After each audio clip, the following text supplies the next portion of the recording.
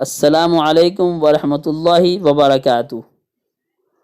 محترم دوستو، تاریخ کا سب سے بڑا جنازہ حضرت امام احمد بن حنبل رحمۃ اللہ علیہ کے زمانہ میں ایک زبردست فتنہ خلق قرآن کا اٹھا۔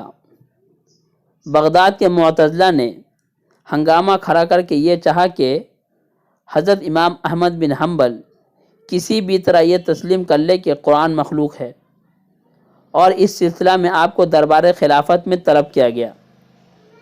تو حضرت امام احمد بن حنبل نے القول بالحق فی الرضا والسخطی کا ثبوت دیا، سخت حالات اور اذیتیں برداشت کی، مگر قرآن کو مخلوق کبھی نہیں کہا۔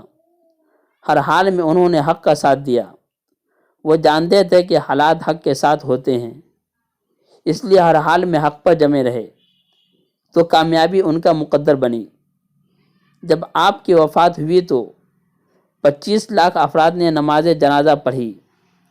حضرت عبدالوہاب وراق فرماتے ہیں کہ تاریخ اسلام میں اس سے بڑے کسی جنازے کا ثبوت نہیں ملتا۔ اس دن اس عظیم مجمع کو دیکھ کر 20,000 کے قریب غیر مسلم دولت اسلام سے مشرف ہوئے۔